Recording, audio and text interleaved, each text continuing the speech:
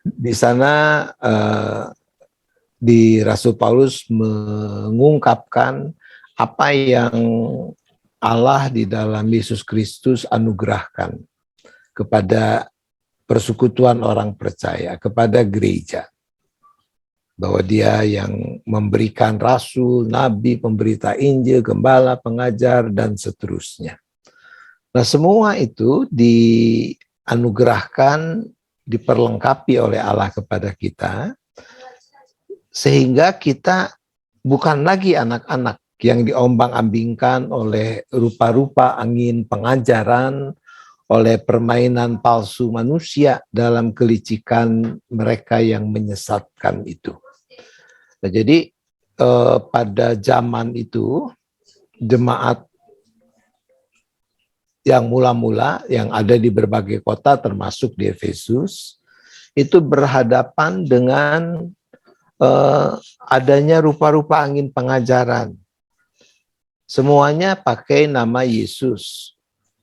Tetapi rupanya ada memang orang-orang yang mengembangkan sedemikian rupa, sehingga akhirnya pengajaran yang disampaikan itu tidak lagi cocok dengan apa yang kebenaran yang ditemukan oleh Rasul Paulus lewat ajaran Yesus. Nah, jadi kenapa kita perlu punya pegangan ajaran? Kenapa GKI sangat memperhatikan hal itu? Tujuannya adalah seperti yang tadi dikatakan, ya, supaya kita di tengah rupa-rupa angin pengajaran itu kita tidak gampang terombang-ambing. Kita bisa cukup firm mengatakan, oke, memang ini menarik, tetapi bukan ini pilihan saya. Saya sebagai orang GKI, saya strict untuk memegang warna ajaran yang tertentu ini. Oke, jadi di dalam 1 Timotius 6 ayat 2b sampai dengan ayat 6, di sana disebutkan, jadi ajaran yang berbeda itu tidak serta-merta dikatakan sebagai ajaran yang sesat. Tidak, ya. Kalau dulu itu ada istilah yang disebut bidat atau bidah. Istilah itu sebetulnya di satu sisi menolong sih. Menolong yaitu kalau dikatakan ajaran A, B, C ini bidat atau bidah, maka orang segera tahu bahwa itu bukan ajaran yang sehat. Karena dia keluar dari rel utama. Tapi kemudian istilah itu tidak boleh dipakai dalam rangka penghargaan terhadap keragaman. Nah, tapi memang Alkitab, kalau kita lihat dari teks yang saya tayangkan ini juga tidak pakai istilah sesat sih. Yang dipakai adalah sehat. Ya. Jika seorang mengajarkan ajaran lain dan tidak menurut perkataan sehat, yakni perkataan Tuhan kita Yesus Kristus, dan tidak menurut ajaran yang sesuai dengan ibadah kita, ia adalah seorang yang berlagak tahu dan seterusnya. Jadi pembedaannya adalah apakah sebuah ajaran itu sehat atau tidak sehat. Nah, kriterianya apa nih kalau kita lihat dari teks ini? Untuk mengatakan, oh kalau ini ya oke, ini sehat, yang ini tidak.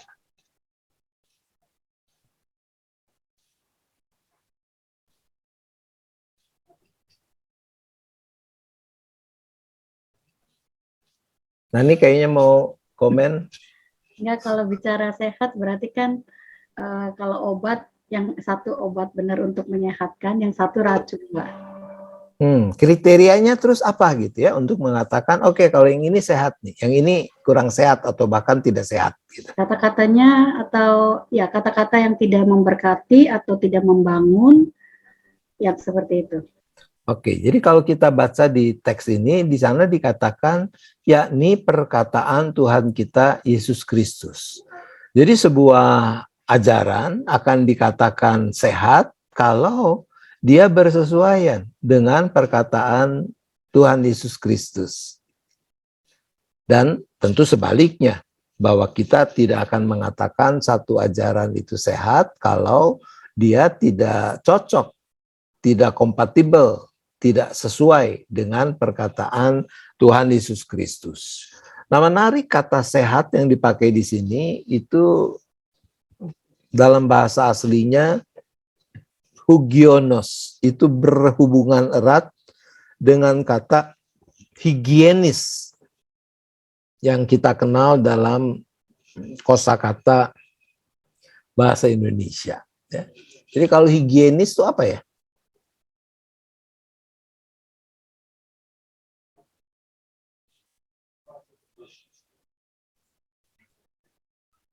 Higienis apa? Higienis. Bersih, bersih. Bersih ya, kalau higienis itu ada unsur bersih. Sehat. Ada unsur sehat tentunya ya. Dan artinya bukan cuma bersih ya, tetapi bahwa dia mendatangkan atau berdampak baik untuk tubuh.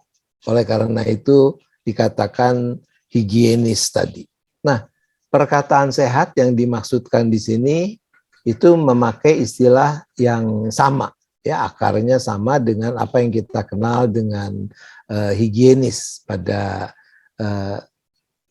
dalam keseharian hidup kita. Nah, di dalam 2 Timotius pasal 4 ayat 3 di sana dicatat seperti ini. Karena akan datang waktunya orang tidak dapat lagi menerima ajaran sehat, tetapi mereka akan mengumpulkan guru-guru menurut kehendaknya untuk memuaskan keinginan telinganya.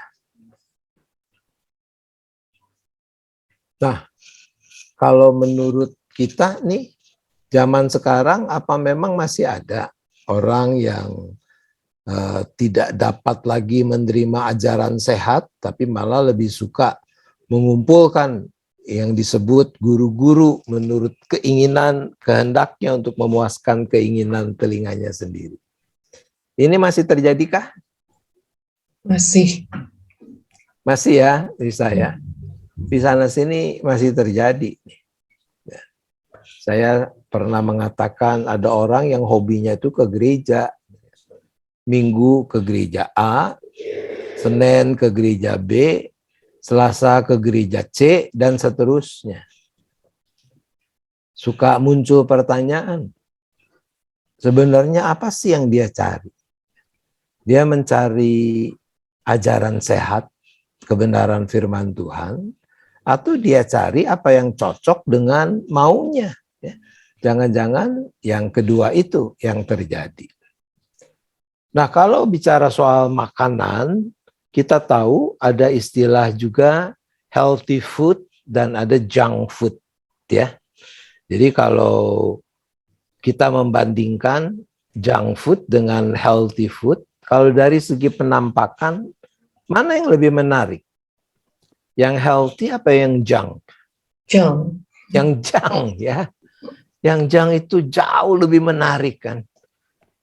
Ketimbang lihat karedok gitu ya, dibandingkan dengan melihat hamburger yang tebal dengan sausnya yang meleleh itu gitu ya. Pizza. Pizza dan saudara-saudaranya. Ya, kalau anak-anak sekarang sih karedok, itu mau makanan mak-mak ya. Tidak menarik. Memang dari penampilan tidak menarik. Nah, kalau teman-teman lihat foto ilustrasi yang saya pakai ya, ada berapa ekor jerapah? 3. Yang jerapah beneran berapa? 2. Yang jerapah beneran 2. Nih ya. Yang satu yang rada kumel di sebelah belakang, terus di depannya ada yang lagi mencoba mencium boneka jerapah. Nah, yang di depan itu jerapah jantan tuh. Ya.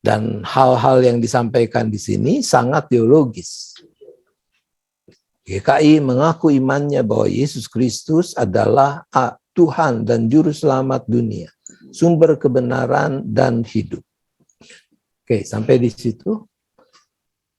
Kalau GKI menuliskan seperti ini, merumuskan seperti ini, maka muncul pertanyaan, apa memangnya ada gereja yang menyebut diri gereja, komunitas yang menyebut diri gereja, tapi tidak mengaku Yesus Kristus adalah Tuhan? Emang ada? Ada. Ada. Apa misalnya? Saksi Yehova. Saksi Yehova. Ya. Saksi Yehova itu sampai mereka menerjemahkan sendiri Alkitab, punya Alkitab versi mereka. Jadi dalam pengajarannya, sederhananya mereka mengatakan Yesus itu manusia yang luar biasa. Tapi dia bukan Tuhan.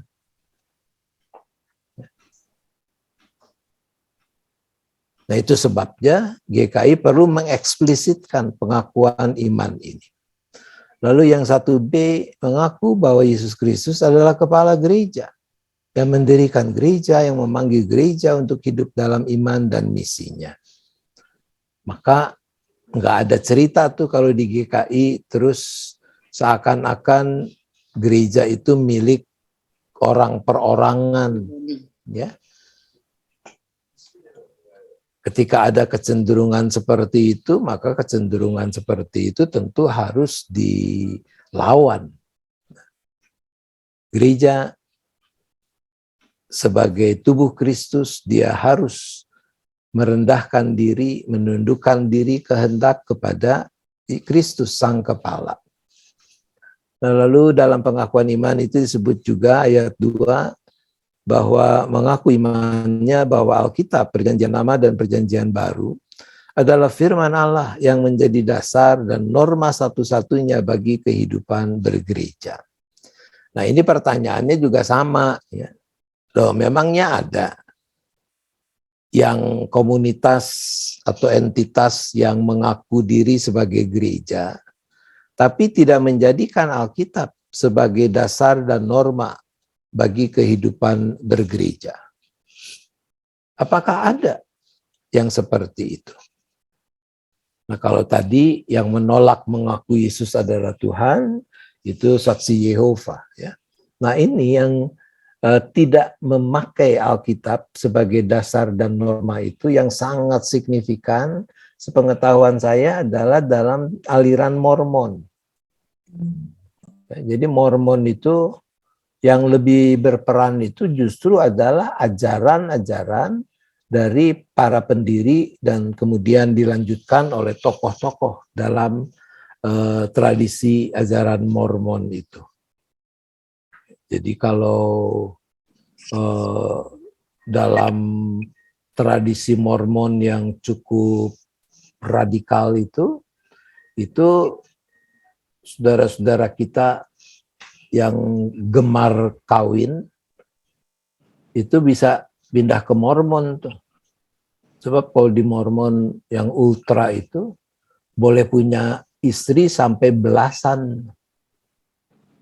Itu sesuai dengan ajaran dari pendiri atau tokoh-tokohnya. Nah, kemudian ayat 3 dari Tata Dasar menegaskan tentang pengakuan iman. Dan itu yang kita temukan kalau teman-teman punya buku Tata Gereja, Tata Laksana, ada lampiran tentang pengakuan iman yang dipakai, yang dirawat di GKI, yaitu pengakuan iman rasuli, pengakuan iman Nisia Konstantinopel, pengakuan iman Athanasius. Nah, perlunya apa mencantumkan pengakuan-pengakuan iman ini? Karena begini, setiap pengakuan iman itu dirumuskan terkait dengan pergumulan gereja berhadapan dengan yang tadi itu, rupa-rupa angin pengajaran. Kita ambil contoh yang gampang ya, pengakuan iman rasuli. Jadi dalam pengakuan iman rasuli kita mengatakan tentang Yesus bahwa dia dikandung dari Roh Kudus, lahir dari anak darah Maria. Rumusan itu untuk mengatakan bahwa Yesus adalah 100% No. ilahi. No. Ya. No. Dia dikandung oleh Roh Kudus. Tapi dia juga 100% manusia. Dia lahir dari anak darah Maria. Kenapa perlu ada penegasan seperti itu? Jadi ceritanya pada zaman itu muncul ya rupa-rupa angin pengajaran, termasuk yang disebut doketisme. Doketisme ini mengatakan dan mengajarkan Yesus itu cuma 100% ilahi. Jadi dia nggak mati, dia cuma pura-pura mati doang. Yesus itu 100% ilahi, karena itu dia nggak menderita. Dan itu ajaran itu buat sebagian orang cocok tuh ya, menyelesaikan pergumulan-pergumulan teologis yang ada. Sebab kan muncul pertanyaan, kalau Yesus anak Allah, dia ilahi, kok bisa menderita sih? Apalagi mati. Nah, doketisme ini mengatakan, no, don't worry. Yesus tidak pernah mati. Dia cuma pura-pura mati. Dia tidak pernah menderita, dia cuma pura-pura menderita. Nah, banyak orang tertarik dengan ajaran seperti itu. Nah, cuma pertanyaannya adalah, kalau benar Yesus dia cuma 100% ilahi, dia cuma pura-pura menderita, dia cuma pura-pura mati, apa dampaknya buat kita? Ya, silakan. Apa dampaknya buat kita? Kalau Yesus cuma pura-pura menderita, pura-pura mati. Tidak bisa menebus dosa kita. Maka belum lagi terjadi penebusan. Berarti kita juga masih selamat-selamatan nih. Belum selamat beneran. Ya, kalau Yesus cuma mati-matian. Cuma pura-pura mati doang. Kalau dia cuma 100% ilahi. Maka bagian pengakuan iman tadi mau mengatakan no. Yang benar, Yesus dia adalah 100% ilahi, tapi juga dia 100% manusia. Karena itu Yesus betul-betul menderita. Dia benar-benar mati. Nggak mati-matian, nggak mati bohong-bohongan. Nah, itu satu contoh. Nah, setiap rumusan pengakuan iman ini punya muatan pengajaran terkait dengan pating seliwernya, rupa-rupa angin pengajaran saat itu.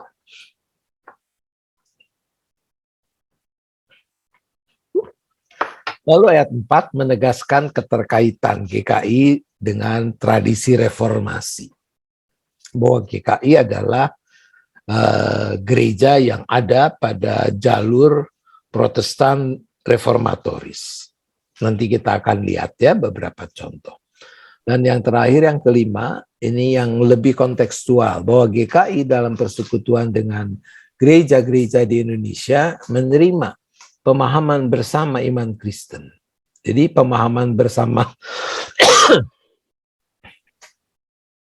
iman Kristen ini adalah rumusan yang dibuat oleh gereja-gereja anggota PGI, di mana GKI menjadi bagiannya untuk mengungkapkan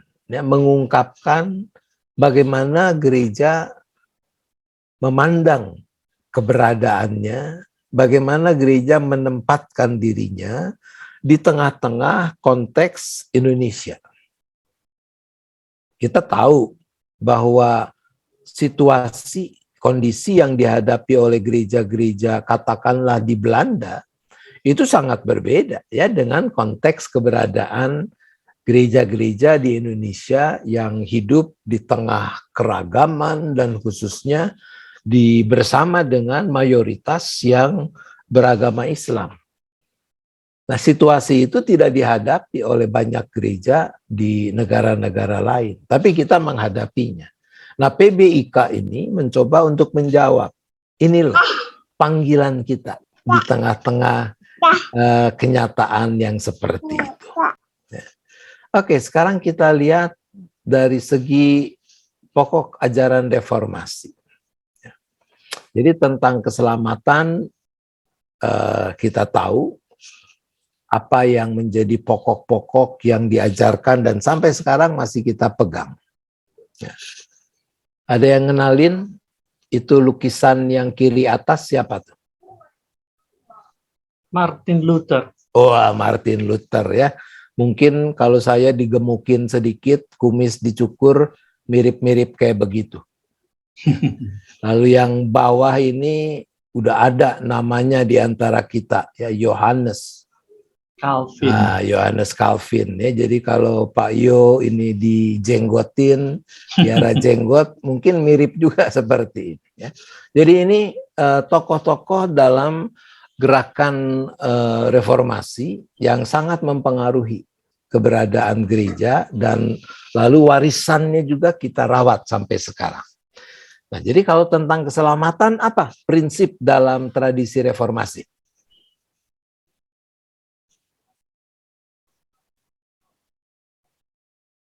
Bahwa kita selamat karena Anugerah. Ya. Kita ingat paling gampang itu 3 sola tadi. Yang pertama adalah sola gratia. Bahwa keselamatan kita melulu adalah karena anugerah. Hanya karena anugerah. Anugerah Allah yang kita sambut di dalam iman kita. Sola fide. Iman yang membuat kita meyakini bahwa memang sesungguhnya lah Yesus Kristus, Dia Tuhan dan Juru Selamat dunia. Dan bukan yang lain.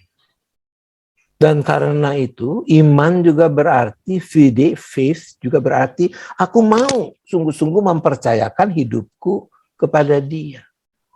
Yaitu menaati apa yang Dia kehendaki. Menaati kebenaran firman-Nya. Dari mana kita tahu kebenaran firman-Nya, kehendaknya itu? Sola yang ketiga, sola scriptura. Hanya di dalam scripture, hanya di dalam Alkitab, di dalam firman Tuhan. Jadi buat kita, misalnya hal-hal ini nggak bisa ditawar tuh. Bahwa keselamatannya melulu itu adalah anugerah. Kalau anugerah, itu adalah pemberian, bukan hak kita. Kita nggak bisa menuntut ini itu kalau bicara tentang anugerah. Masih menjadi bagian dari pokok ajaran reformasi yang kita rawat, yaitu tentang sakramen. Bahwa di dalam tradisi gereja-gereja Protestan reformatoris, kita memelihara dan merayakan hanya 2 sakramen. Loh, memangnya ada gereja yang merayakan lebih dari 2 sakramen? Ada? Ada. Gereja Katolik. mana tuh? Katolik ada berapa? Iya. 7 ya. Di Iya. dalam tradisi Katolik, mereka merayakan dan merawat 7 sakramen. Kita enggak. Pelit amat sih ya orang GKI ini. Cuman 2 doang, mau ditambahin coba 1 gitu kan ya supaya rada banyak. Nah, soalnya bukan soal pelit atau boros nih. Tapi persoalannya berangkat dari apa yang kita definisikan tentang sakramen. Dalam gereja-gereja Protestan reformatoris, sakramen sederhananya adalah tanda dan meterai yang ditetapkan oleh Tuhan sendiri untuk menandai dan memeteraikan janji Tuhan. Bahwa oleh pengorbanan Yesus Kristus di kayu salib, orang yang percaya selamat. Jadi ada di sana unsur yang ditetapkan oleh Tuhan sendiri. Nah, lalu kita cari, tentu dari teks-teks Alkitab, mana yang ada penetapannya. Memang kita cuma nemu 2. Baptiskanlah mereka dalam nama Bapa, Anak, dan Roh Kudus. Sakramen baptisan kudus. Lalu yang kedua, perjamuan kudus. Jadikanlah ini peringatan akan daku. Dan itu sampai sekarang kita strict memegang bahwa memang kita cuma merayakan 2 sakramen itu. Nah, bagaimana lalu dengan urusan ibadah, amal, kebaikan? Tadi saya menegaskan berulang bahwa keselamatan kita itu anugerah loh, bukan hasil karya kita, bukan buah dari pekerjaan kita. Itu pemberian Allah. Nah, kalau itu adalah anugerah, sebetulnya masih perlu nggak untuk melakukan dengan tekun ibadah, beramal, melakukan kebaikan? Masih perlu nggak?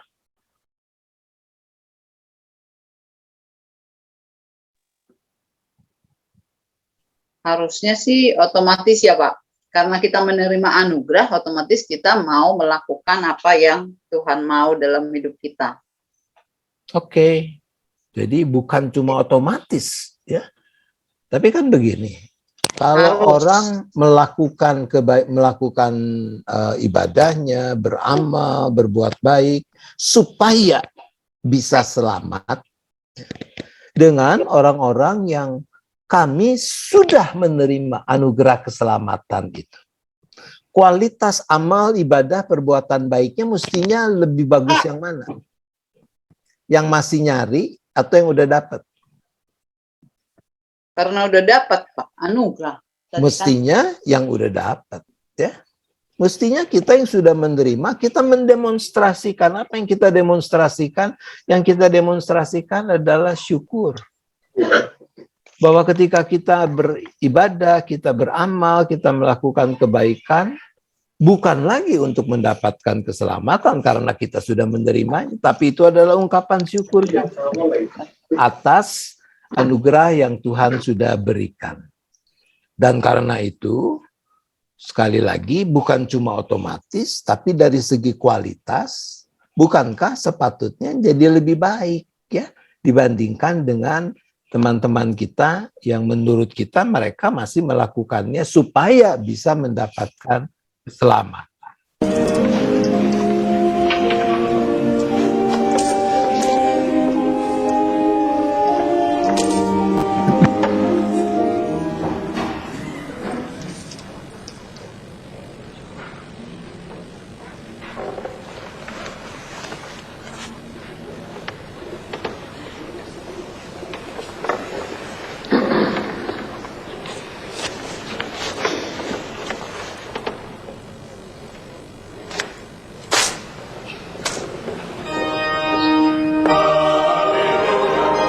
Lotto, the biggest risk of becoming a Saya millionaire. sangat suka dengan iklan itu. Dia mengingatkan, sama kan seperti si Om tadi, mula-mula dia kasih kenceringan, receh. Orang-orang ngeliatin dia. Lalu dia ganti pakai uang kertas. Masih dipelototin, akhirnya dia cemplungin semuanya. Jadi iklan itu bicara tentang orang yang menang loto. Tapi bukankah seperti itu yang seharusnya?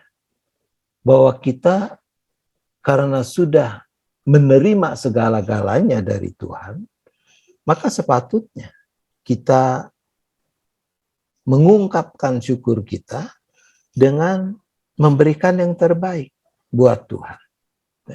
Itu prinsip di dalam ajaran reformasi. Lalu yang berikutnya adalah imamat am orang percaya.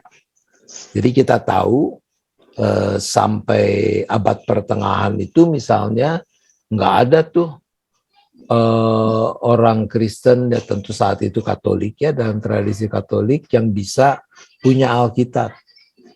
Alkitab itu membaca Alkitab itu hak prerogatif dari imam dan juga hanya ada dalam bahasa Latin. Lalu muncul gerakan reformasi. Dilakukan penerjemahan ke berbagai bahasa. Semua orang bisa membacanya.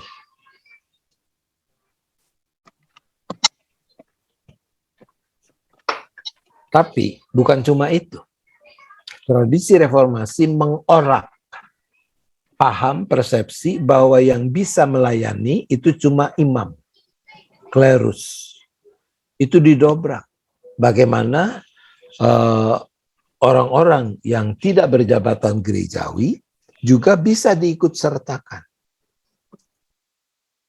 Nah, GKI ini kalau untuk ukuran Indonesia, salah satu gereja yang mula-mula misalnya menahbiskan perempuan ke dalam jabatan pendeta.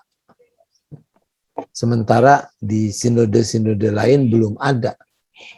Buktinya masih ada bersama dengan kita. Ya. Pendeta Naswatnyo itu adalah pendeta yang salah satu dari 2 pendeta perempuan yang pertama kali ditabiskan oleh GKI. Ya. Tahu ya Naswatnyo ya?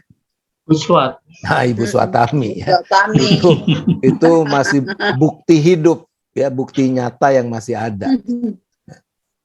Itu penekanan tentang imamat am orang percaya. Bahwa kita semua punya tanggung jawab sekaligus hak untuk melayani. Nah, dengan cepat kita akan melihat beberapa koridor ajaran GKI. Jadi kalau koridor, ini seperti gambar ilustrasi, foto ilustrasi yang saya berikan ya. Koridor itu gang ya, apa sih alley ya. Koridor itu ada istilah bahasa Indonesianya yang lain juga sih. Tapi yang mau dikatakan kalau koridor kita tidak bicara satu garis lurus. Ya, ada ruang, kalau koridor itu ada ruang bisa ke kiri sedikit, bisa ke kanan sedikit, tapi sejauh kita ada di dalam koridor ini kita masih safe.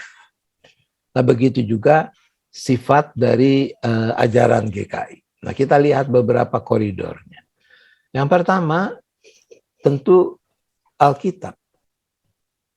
Bahwa Alkitab adalah sumber ajaran dan patokan yang menentukan sebuah ajaran itu sehat atau tidak.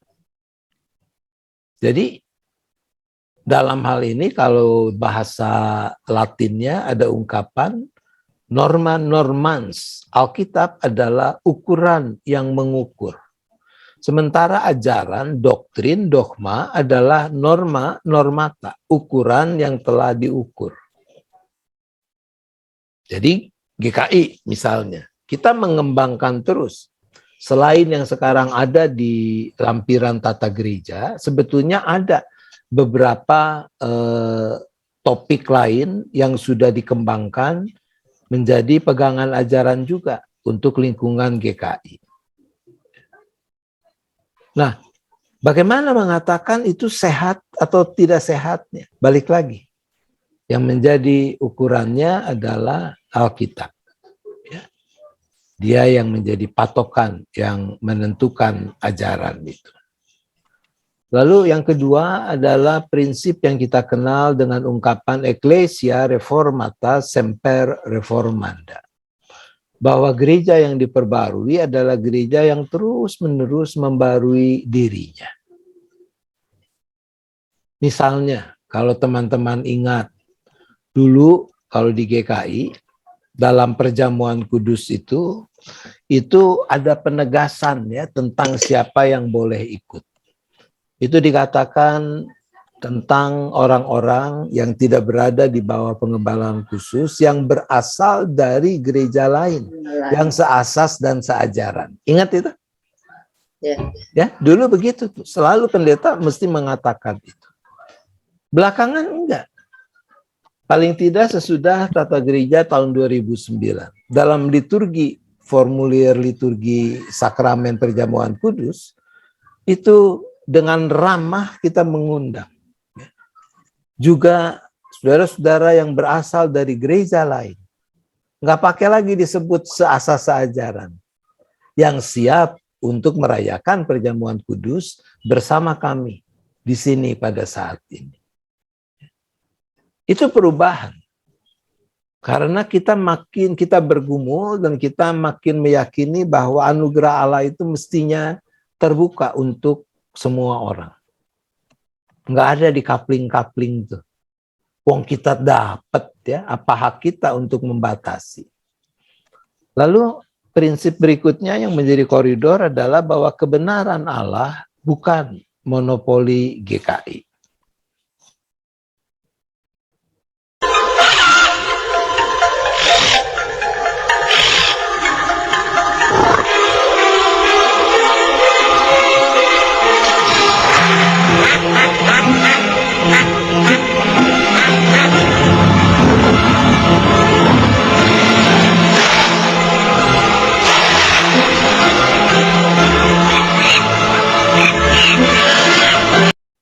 Oke, jadi seperti video singkat ya, ilustrasi tadi, mau mengatakan Allah itu dia serba maha.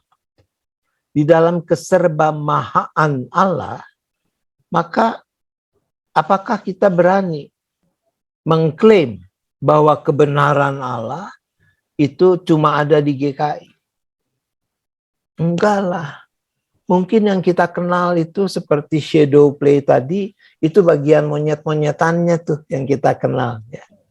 Lalu yang lain barangkali mengenal itu lebih dalam gambaran seperti rusa atau menjangan atau burung dan sebagainya. Nah, koridor ini mengajak kita untuk rendah hati. Sekalipun tentu sebagai orang GKI kita harus meyakini ya, bahwa apa yang diajarkan di GKI ya itu yang sehat. Kalau kita sendiri ragu ya susah dong. Ya. Kalau teman-teman sebagai guru sekolah minggu tidak yakin dengan apa yang diajarkan di GKI, terus mau ngajarin apa dong kepada anak-anak? Jadi yang pertama kita harus yakin dengan apa yang memang diajarkan, dirawat di gereja kita sendiri. Tapi itu tidak boleh membuat kita menjadi tinggi hati. Lalu mengatakan yang berbeda dengan kita itu sesat, salah. Enggak lah ya, jangan begitu. Nah, kita pernah punya pengalaman sih, yaitu ketika ada pimpinan gereja tertentu, gereja lain tertentu yang mengklaim bahwa ajarannya lah yang benar. Lalu saat itu kaum muda GKI itu banyak yang tertarik pada ajaran beliau. Dan yang luar biasa adalah memang yang ngikut-ngikut nih dari luar gerejanya sendiri ini diutus untuk balik lagi ke gereja masing-masing untuk memurnikan ajaran di gereja masing-masing. Lalu saat itu pimpinan GKI salah satunya adalah almarhum Pendeta Eka. Pendeta Eka bercakap-cakap dengan beliau ini. Lalu pendeta tidak ada titik temu sehingga akhirnya Eka mengatakan ya sudah kalau begitu kita mengurus rumah tangga masing-masing. Itu paling fair ya. Ya kan? Udah urusin rumah tangga masing-masing aja. Tapi beliau ini mengatakan tidak bisa sebab kami punya misi yaitu menobatkan GKI. Jadi kalau GKI sampai mesti ditobatkan di mata beliau GKI itu sesat. Ya. Luar biasa. Nah kita nggak mau lah mengklaim diri sebagai yang paling benar sekalipun kita harus memegang erat kebenaran seperti yang diajarkan ya di lingkungan GKI di mana kita menjadi bagiannya. Nah koridor yang lain dengan rumusan ajaran itu tidak identik dengan teologi. Jadi kalau teologi, setiap kita sebenarnya kan punya teologi kita masing-masing. Punya paham kita masing-masing. Sebenarnya kita bisa menguji ya, yaitu masing-masing coba nulis satu paragraf singkat tentang siapa Tuhan bagi dirimu. Saya jamin gak bakalan sama nih. Dari sekian orang yang ambil bagian dalam pembinaan ini, pasti ada nuansa yang berbeda. Nah itu menunjukkan bahwa masing-masing kita sebetulnya punya yang disebut operative theology. Teologi operatif yang bekerja dalam diri kita, yang mewarnai pemahaman kita, keyakinan kita, dan seterusnya. And that's okay. GKI tidak pernah melarang anggota-anggotanya untuk mengembangkan teologi masing-masing, ya. Termasuk yang yang dilayani dengan baik oleh Nani dan teman-teman, yaitu lewat Kelker PA. Kegiatan PA itu kan salah satu kegiatan untuk olah teologi sebenarnya. GKI tidak pernah mengeluarkan fatwa yang melarang anggotanya untuk pergi ke gereja anu, persekutuan A, persekutuan B, silakan. Buat GKI tugas kami adalah melengkapi para anggota dengan pemahaman tentang ajaran yang sehat seperti yang diyakini GKI. Sesudah itu terserah Anda. Anda yang pilih. Anda yang harus menekuni. Anda yang harus menelaah. Ini gambar ilustrasi yang saya pakai ini mengatakan misalnya begini nih. Taruh kata nih ya. Ini ingat teori apa nih kalau Anda lihat, teman-teman lihat gambar kartun ini? Darwin ya, teori evolusi. Misalnya nih, Detastiran nih lagi nyelesain S2-nya ya. Lalu katakan satu saat ada kesempatan dia studi S3. Dan topik yang dia pilih adalah tentang teori evolusi. Boleh nggak ambil topik itu? Boleh nggak? Nggak boleh. Nggak boleh. Kenapa nggak boleh? Tidak identik dengan teologi ya. Jadi ajaran tidak identik dengan teologi. Jadi kalau dia mengembangkan studi teologi, ambil S3-nya tentang teori evolusi, ya bolehlah. Kenapa nggak boleh? Ya. Itu part of the science. Teologi sebagai science. Boleh-boleh saja. Even bahkan kalau sampai dia sampai pada kesimpulan bahwa memang teori evolusi itu betul loh. Bukan tentang penciptaan seperti yang ada dalam Kejadian. Kalau dia bisa mempertanggungjawabkan scientifically, secara ilmiah, untuk urusan ilmu teologinya nggak ada masalah. Tapi, akan beda urusan kalau hari Minggu dari belakang mimbar dia berkhotbah dan mengatakan, saudara-saudara, dari hasil penelitian saya ternyata apa yang dipersaksikan kitab Kejadian itu keliru.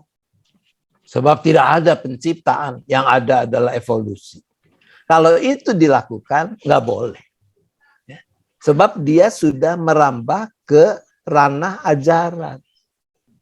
Bukan teologi lagi. Ya. Agak tipis, tapi kita harus bisa membedakan. Jadi kalau ada misalnya yang suka ngelencer, ngeluyur, ikut persekutuan ini, persekutuan itu, gereja A, gereja B, oke. Tapi yang kita tidak mau, jangan terus balik lagi ke Gading Indah dan mengatakan ini salah, itu salah, ini salah. Lalu harus berubah menurut maunya dia sesuai dengan pemahaman yang baru dari tempat lain. Saya sih enteng aja mengatakan kalau you sudah tidak betah di GKI, pindah aja, susah amat sih. Tapi jangan ngubek-ngubek, jangan bikin kacau di dalam. Nah itu yang tadi dikatakan dalam salah satu surat yang kita kutip di awal, ya, menimbulkan kekacauan. Lalu yang berikut, koridor itu mengatakan ajaran bukan ideologi. Ajaran adalah urusan bagaimana memperjumpakan manusia dengan Tuhan. Bagaimana ada sentuhan dari perjumpaan itu yang mengubah diri seseorang, hidup seseorang. Kalau ideologi, caranya tidak bisa tidak adalah indoktrinasi. Mungkin masih pada ingat ya, tahun-tahun 80-an itu penataran P4. Ya, masih ada yang ikut, saya masih punya sertifikatnya. Dari yang belasan sampai yang puluhan jam. Itu indoktrinasi. Ya. Sebab semua harus punya paham yang sama tentang Pancasila. Kenapa? Karena Pancasila adalah ideologi. Nah, kita mengatakan ajaran itu bukan ideologi. Karena itu kita tidak melakukan indoktrinasi. Yang kita lakukan adalah pengajaran. Lalu orang diberikan ruang untuk menetapkan pilihan-pilihan.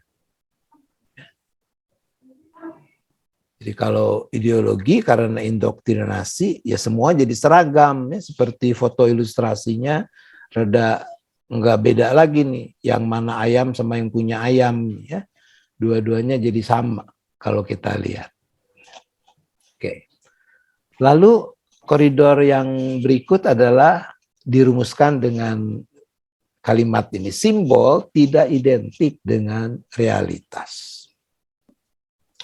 Jadi hidup kita dalam keseharian termasuk juga sebagai gereja tidak lepas dari simbol-simbol. Simbol itu mewakili sesuatu dengan real lewat sebuah barang atau yang sejenisnya. Seperti traffic lights itu kan simbol. Sekalipun kalau kita nyetir terus ketemu traffic lights kayak begini, kita rada puyeng juga nih ya. Ini maunya apa nih? Kita stop, apa jalan, apa siap-siap stop, apa siap-siap jalan. Nah, tentu kita tahu ya kalau ini art, ini karya seni. Tapi ngomong soal traffic lights, kan nggak usah ada tulisan lagi ya. Ketika lampu merah nyala terus muncul tulisan, oi stop oi, nggak ada tuh.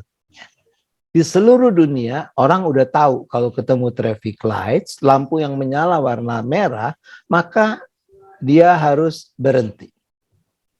Itu universal. Kecuali di Jakarta. Kalau di Jakarta kan mau merah, hijau, kuning, kelabu, merah muda dan biru, apapun warnanya nggak penting. Yang penting ada polisi apa nggak ada polisi, ya. Nah kalau nggak ada polisi, mau warnanya mau apa, kayak gue jalan terus, kira-kira kan begitu. Tapi sebetulnya tidak demikian. Nah itu simbol, simbol itu mewakili sesuatu yang difahami bersama. Nah pertanyaannya adalah, apakah setiap kali Anda bertemu lampu yang berwarna merah menyala, maka Anda harus berhenti? Sekali lagi ya pertanyaannya, apakah berarti setiap kali Anda bertemu lampu berwarna merah menyala, Anda harus berhenti? Belum tentu. Belum tentu ya. Kenapa Des belum tentu? Ada tuh deket Senen itu lampunya merah, cuma kan itu deket rel kereta api. Saya soalnya sering lewatin situ. Jadi disuruh maju karena emang nggak ada apa gimana ya, kalau kita berhenti malah jadi macet gitu loh. Maksudnya kalau kita maju, saya nggak usah jelasin ya, pokoknya kalau kita berhenti, kan lampunya merah, kita mesti berhentian. Tapi enggak, kita jalan aja karena di sebelah sana tuh di arahnya tuh ada kereta api gitu, jadi dia udah terhalang gitu. Maksudnya saya nggak bisa ngebayangin. Pokoknya kita harus maju justru gitu. Nah itu yang paling lucu tuh deket daerah Senen tuh yang saya suka alamin. Iya. Baik ya, itu satu contoh yang langsung terkait dengan traffic lights. Tapi kalau pertanyaan saya adalah, apakah setiap kali ketemu lampu berwarna merah menyala kita harus berhenti? Kan lampu itu bukan cuma traffic lights kan? Iya, kalau lampu warna merah itu juga ada warna merah, kita jalan. Kalau kita deket-deket Natal suka ada di rumah yang pakai hiasan lampu warna-warni. Iya, kita pasang ya, mungkin kita pasang ya. Ini udah kebelet nih dari kamar tidur nih, kita mau ke toilet ya. Pas lewat ruang tengah tuh, belum nyampe toilet, pas yang nyala lampu merah. Berhenti apa enggak? Ya enggak lah, ya bukan karena kebelet kan, tapi karena lampu merah di rumah kita, dia tidak punya makna seperti lampu merah di traffic lights yang mengharuskan kita berhenti. Ya. Nah, kira-kira seperti itu. Jadi itu yang dimaksudkan dengan prinsip atau koridor simbol tidak identik dengan realitas. Kita tidak bisa menyamakan makna-makna yang simbolik dengan kenyataan. Jadi ini pengembangan dari prinsip itu. Bahwa mengidentikan simbol dengan realitas itu sama dengan meyakini simbol itu pada dirinya sendiri memiliki kuasa atau kekuatan tertentu. Jadi kalau ada sesuatu, katakan cincin saya ini, saya meyakini bahwa di dalam cincin ini, pada batu cincin ini ada kuasa atau kekuatan tertentu. Berarti saya sudah menjadikan cincin ini sebagai apa? Jimat. Jimat, ya. Nah, kita bilang enggak, ya. Roti perjamuan, anggur perjamuan, air baptisan itu bukan jimat. GKI tidak mengajarkan dan tidak menganut pemahaman seperti itu. Sorry, tapi saya harus memberi contoh, ya, bahwa paham seperti ini nampak misalnya dalam ajaran gereja Pentakosta terkait dengan baptisan. Juga misalnya dalam ajaran gereja Tiberias terkait dengan baptisan, perjamuan kudus, dan minyak urapan. Saya kasih contoh ini dari situs resmi mereka. Jadi dari situs resminya ada uraian seperti ini nih. Dari belum lama ya, beliau almarhum ya, meninggal ya. Jadi dituliskan begini.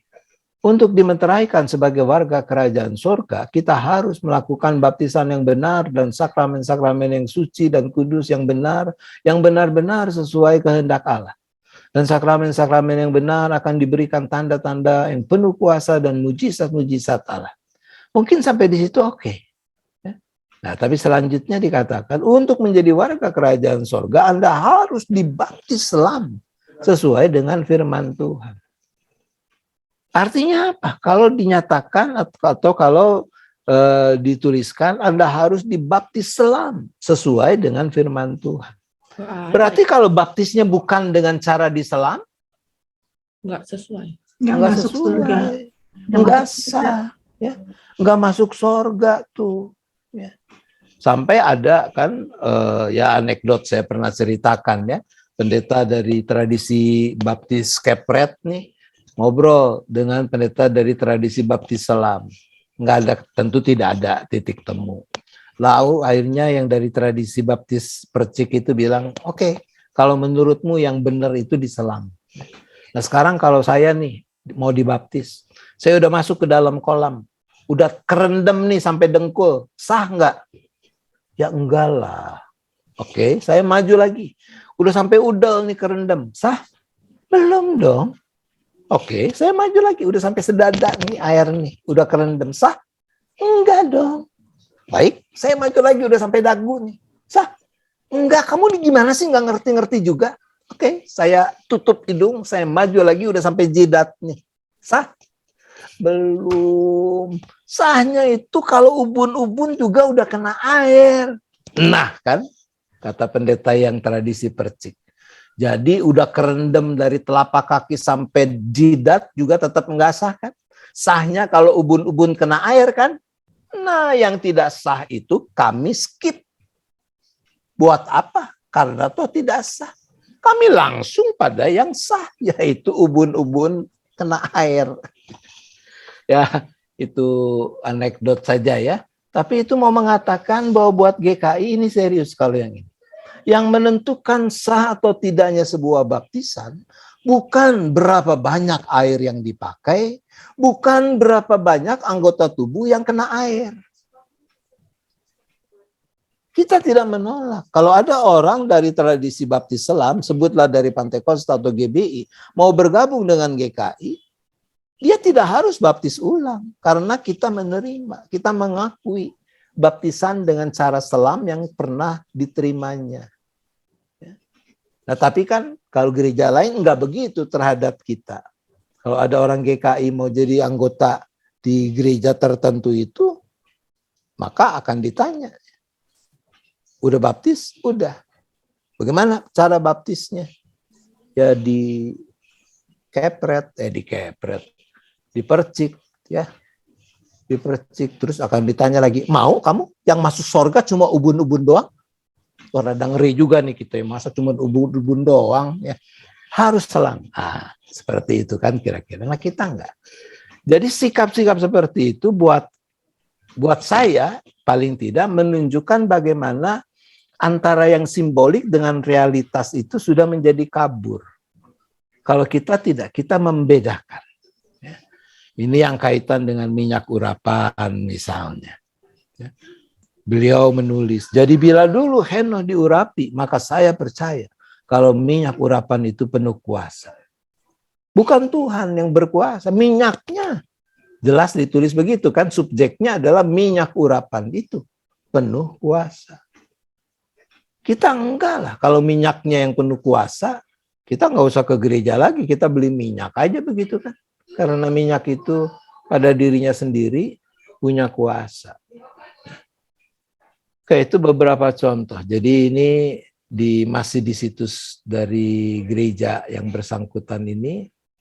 Beliau mengatakan Tiberias adalah gereja yang diperintah langsung oleh Tuhan Yesus untuk mengembalikan kuasa perjamuan kudus dan minyak urapan. Kami telah menyaksikan ratusan ribu jiwa menerima kuasa yang besar, berkat yang besar, hidup yang berkelimpahan melalui minyak dan anggur. Dan kami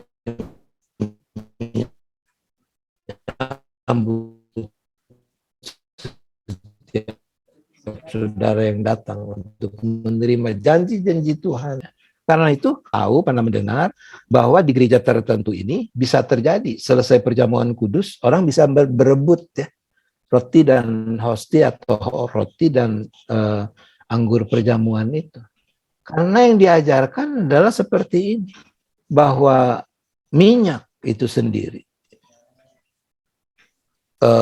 roti, anggur perjamuan itu sendiri pada dirinya sendiri punya kuasa.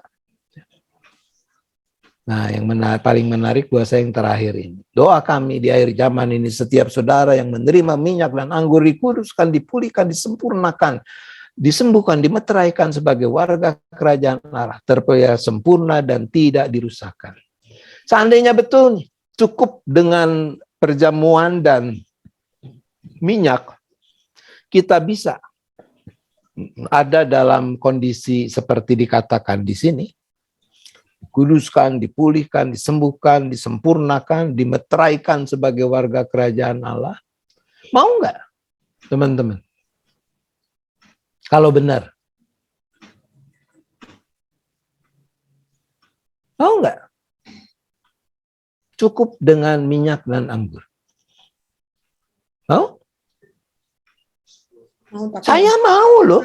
Kalau memang benar begitu, ya enak banget kan? Terpelihara sebagai warga kerajaan sorga cukup dengan minyak dan anggur. Tapi kan ajaran kita nggak begitu. Ya. Tidak sesimpel itu. Kalau memang seperti yang diajarkan ini, menurut saya bodoh kalau orang nggak mau. Seandainya itu benar. Tapi buat kita itu tidak benar. Maka koridor berikutnya mengatakan rasional dan suprarasional, tapi bukan irasional. Kalau rasional itu berarti kan masuk akal. Kalau irasional nggak masuk akal. Kalau suprarasional apa? Supra, Astrea, gitu. Honda. Kalau supra apa artinya? Melampaui. Ya, melampaui. Jadi rasional dan melampaui rasio. Tapi bukannya nggak masuk akal. Ya. Nah, itu prinsip kita. Nah, ini contoh yang paling jelas, ini urusan sakit dan pengobatan nih. Kalau orang GKI sakit, boleh ke dokter nggak? Iya, haruslah. Haruslah, makanya GKI kita punya klinik ya. Kalau nggak boleh bagaimana sih? Ya, harus. Itu rasional. Kita mengamini bahwa Tuhan bekerja untuk memberikan kebaikan termasuk dalam hal kesehatan, juga lewat pengembangan dan perkembangan ilmu kedokteran, ilmu obat-obatan, dan sejenisnya. Ayatnya apa? Untuk bisa mengatakan seperti itu. Kan selalu mesti ada ayatnya tuh ya. Ada dong ayatnya. Ya, kita nggak ngarang. Di dalam 1 Timotius, masih ingat Rasul Paulus nulis nih ke Timotius. Timotius, karena tubuhmu lemah, lambungmu suka terganggu, maka jangan cuma minum air saja. Tambahkan anggur sedikit. Ingat teks itu? Nanti cari ya. Jadi di sana Paulus tidak bilang karena badan kamu soak, nih kamu mesti rajin doa puasa. Enggak. Udah jelas lambungnya terganggu, suruh doa puasa, ntar mah blooding gitu. Enggak kan? Paulus bilang tambahkan anggur sedikit. Nah kita tahu sampai sekarang dari zaman baheula, anggur itu punya fungsi medikasi. Bukan buat mabok-mabokan. Tapi dia juga punya fungsi pengobatan. Jadi sangat rasional nasihat yang Paulus berikan. Tapi pada saat yang sama juga suprarasional. Itu keyakinan iman kita. Tuhan sekarang masih lah. Sampai kapanpun Tuhan tidak berubah. Tuhan bisa terus melakukan mujizat. Nah, mujizat itu kan masuk kategori yang melampaui rasio, yang suprarasional. Tapi kita nggak ngajarin jemaat supaya kalau sakit berdoa aja. Dalam nama Yesus, setan, panuka, das kurap hilang semua. Enggak lah. Berobat sambil pada saat yang sama kamu berdoa. Kita berdoa minta pertolongan Tuhan. Nah di sekeliling kita ada ajaran yang terkait soal ini yang memang irasional. Nggak usah berobat. Nggak usah pakai pantang-pantang ya. Kamu darah tinggi, pokoknya dalam nama Yesus makan duren. Dalam nama Yesus makan sate kambing, stroke kamu. Nah kita nggak mau terjebak pada irasionalitas seperti itu. Dangerous part of the act. Udah tahu buaya mangat, kepala pakai dimasukin di situ. Itu bukan suprarasional, itu irasional. Ya dicaplok lah kepalanya. Sama kan di masa pandemi ini berulang ya. Saya, Stira, Novi kami mengatakan kita harus taat dengan protokol kesehatan. Jangan dalam nama Yesus kita keluyuran ke sono kemari nggak pakai masker gitu. Itu mencari penyakit gitu. Kalau kamu terpapar ya itu karena kamu memilih untuk irasional. Oke, lalu ini tentu sangat penting bahwa karena tadi ya Alkitab itu sumber pengajaran, maka prinsip kita dalam memperlakukan Alkitab itu adalah Alkitabiah. Namun bukan harafiah. Bukan harfiah. Apa yang membedakan Alkitab dengan tulisan-tulisan lain? Apa yang mencirikan bahwa ini adalah firman Tuhan? Kembali kepada apa yang kita temui di dalam surat Timotius. Bahwa segala tulisan yang diilhamkan Allah. Ya, itu kata yang dipakai, diilhamkan Allah. Ini 2 Timotius 3 ayat 16-17. All scripture is inspired by God and is useful to teach us dan seterusnya. Ini yang membedakan. Tapi urusannya adalah apakah menurut teman-teman setiap kata, setiap huruf, setiap kata yang ada di dalam Alkitab is the word of God. Adalah firman Tuhan. Bagaimana? Apakah setiap huruf, setiap kata yang tercetak dalam Alkitab ini adalah firman Tuhan?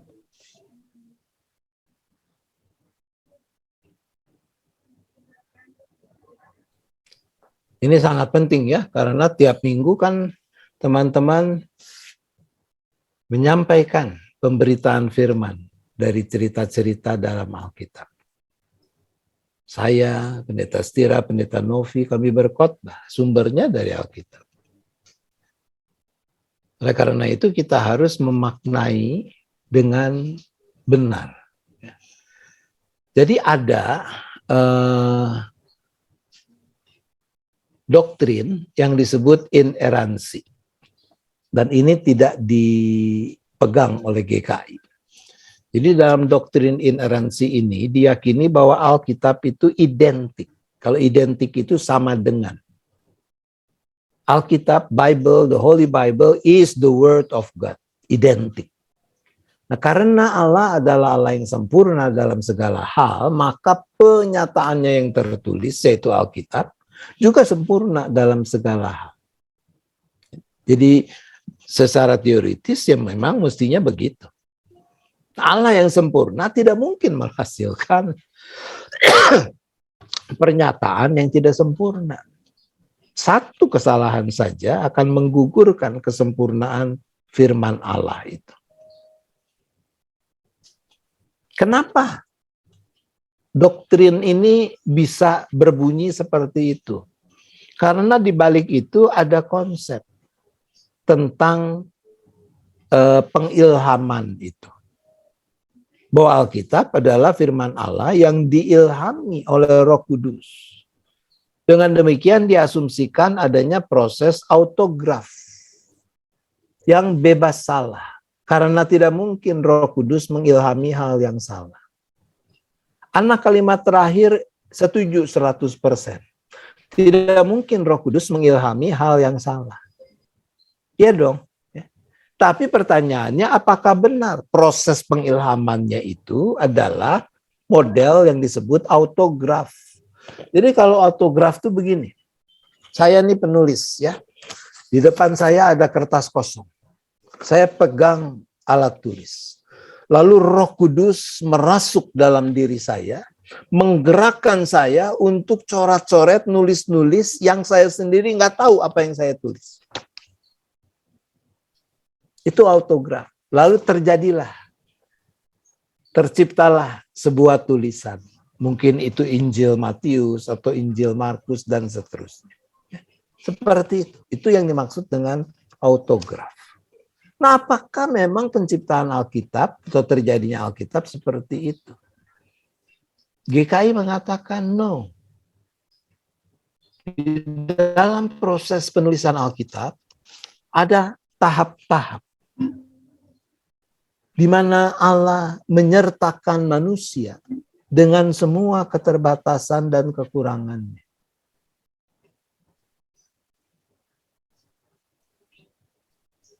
Dan karena ada keterbatasan, ada kekurangan itu, selalu ada kemungkinan. Ada bagian tulisan tertentu yang memang tidak tepat. But that's okay. Tidak mengurangi pemaknaan kita bahwa Alkitab menyampaikan kebenaran firman Allah. Jadi ini ada beberapa contoh. Contoh perbedaan-perbedaan yang kita temukan dalam Alkitab untuk hal yang sama. Nah, ini guru sekolah minggu pasti tahulah. Siapa yang bunuh Goliat? Ya Daud lah pasti ya, bukan Ratim, bukan Mino, pasti Daud lah yang membunuh Goliat. Itu yang kita temukan di dalam teks 1 Samuel pasal 17. Pernah tahu nggak bahwa disebut ada tokoh lain yang juga membunuh Goliat? Nah, ini adanya di sini. Anda boleh buka ya, 2 Samuel 21 ayat 19. Di sana dikatakan Elhanan membunuh Goliat. Bagaimana ceritanya nih? Coba ya, sekarang kita diskusi sebentar. Solusinya gimana nih untuk memperdamaikan dua berita yang tidak sama ini? Yuk, siapa yang punya ide?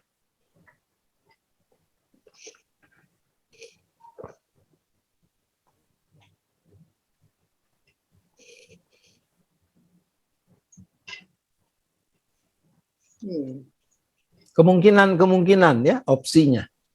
Yang pertama bahwa Elhanan itu nama lain dari Daud. Iya. Ya, itu nama lain. Jadi Daud a.k.a. Elhanan. Tapi tolong, tadi kalau Anda sempat membuka dan membaca dari dari 2 Samuel 21, nama lengkap Elhanan siapa di situ? Bentar Pak, lagi ngeliat. Boleh tolong ada yang bacakan? Elhanan bin Ya'are Oregim. Elhanan bin Ya'are, atau nanti di teks yang lain Yair. Ya. Jadi Bethlehem. orang Israel, orang Bethlehem disebutkan di sana ya. Jadi orang Israel itu nggak punya seh, dia nggak punya marga juga, kayak orang Jawa sebetulnya. Jadi kalau mau menyebut garis keturunan akan dikaitkan dengan ayahnya. Nanti disebut bin atau ben. Daud ini anak siapa? Anak Isai. Anak Isai. Jadi kalau nama komplitnya Daud itu di KTP Daud bin Isai. Bukan Yare. Jadi jelas ini orang yang berbeda nih. Daud dengan Elhanan ini. Oh kalau gitu kemungkinan yang kedua. Ada orang namanya Goliat juga kali. Goliatnya lebih dari satu nih. Kan orang raksasa itu. Itu kan zamannya waktu itu ada raksasa. Sekarang kalau kita baca ciri-ciri yang digambarkan dalam 1 Samuel 17 dengan 2 Samuel 21 ayat 19 tentang sosok Goliat itu ternyata persis sama. Tentang gagang tombaknya seperti pesa tukang tenun dan seterusnya. Jadi sebetulnya kalau menurut para ahli perjanjian lama ini Goliat yang sama nih yang dimaksud. Masa sih mati 2 kali? Nah, ada opsi ketiga nih. Ada kolaborasi antara Daud dengan Elhanan. Daud yang ngepel, Elhanan yang menggorok. Itu ceritanya jadi makin seru ya. Kita bikin kan Daud nggak sinetron bawa sendiri. pedang, bawanya kapel. Jadi Elhanan yang menusuk atau menggorok. Nah, tapi dengan begitu kita berarti bikin Alkitab sendiri. Kalau Ada seperti ya, itu. Pak? Iya. Katanya Daud langsung ngambil pedangnya orang untuk menggorok, bukan orang yang gorok. Tapi mungkin dia join tadi ya sama Elhanan gitu ya. Kita makin ngelantur. Oke. Nah, kita bersyukur ada catatan ketiga. Ya. Mereka tewas oleh tangan Daud dan oleh tangan orang-orangnya. Jadi ada catatan ketiga dalam 1 Tawarik 20 ayat 5. Di sana dikatakan bagaimana Elhanan bin Yair itu membunuh Lahmi. Siapa Lahmi? Lahmi itu saudara Goliat. Oh, udah lagi. Nah, kita nggak pernah ceritain lah di sekolah minggu tentang ini karena saya aja baru tahu, Pak. Makanya ini baru tahu. Ya. Jadi kolom yang pertama benar salah? Benar dong kolom yang pertama ya. Seperti cerita yang biasa kita lakukan bagaimana Daud membunuh Goliat. Kolom ketiga juga benar. Bahwa ada cerita Elhanan membunuh Lahmi. Siapa Lahmi? Lahmi ini saudara Goliat. Makanya digambarkan ciri-cirinya sama persis seperti Goliat. Kolom kedua, ya sorry to say, kolom kedua ini salah nyatet nih. Kalau dikatakan Elhanan membunuh Goliat. Nah, kenapa bisa begitu? Buat saya sih simple. Tadi ada tahap-tahap nih ya sampai kita bisa memiliki Alkitab seperti yang kita miliki sekarang. Kita tahu mula-mula yang ada itu adalah tradisi lisan. Jadi kalau tradisi lisan itu kan cuma cerita tuh. Orang cerita, terus diterusin lagi ya sampai ke anak cucu buyut dan seterusnya diceritain tuh. Cerita dari satu mulut pindah ke mulut lain saja bisa ada perbedaan nggak? Bisa, Pak. Bisa, ya. Ketemu karet gelang aja bisa jadi ular sanca, kan ujung ceritanya, ya. Padahal cuma karet gelang tuh. Ya. Nah, lalu orang mulai mengenal tradisi menulis, tradisi tulisan. Saya membayangkan nih ada reporter nih, dia pergi ke satu daerah terus bertanya, apa nih cerita yang signifikan di sini? Oh itu Daud membunuh Goliat. Oke. Lalu dia pergi ke daerah lain. Di sini ada cerita apa? Elhanan. Elhanan itu membunuh Lahmi, saudaranya Goliat. Ya. Terus dia pulang, dia mulai nulis ya. Tadi tuh Goliat tuh dibunuh siapa ya? Nah, Elhanan membunuh Goliat. Sesimpel itu. Dalam keterbatasan manusia bisa terjadi. Dan buat kita nggak pusing gitu ya. Karena tadi ada clue-nya. Dan kita mengatakan dengan rendah hati, oke, kolom kedua ini memang dia tidak tepat. Karena bukan Elhanan yang membunuh Goliat. Tapi itu tidak mengurangi penghargaan dan keyakinan kita tentang Alkitab. Nah, ini tentang contoh lain ya, tentang angka-angka juga. Diceritakan bagaimana Daud dia menawan musuhnya. 2 Samuel 8 ayat 4 mencatat 1.700 tentara berkuda dan 20.000 prajurit berjalan kaki.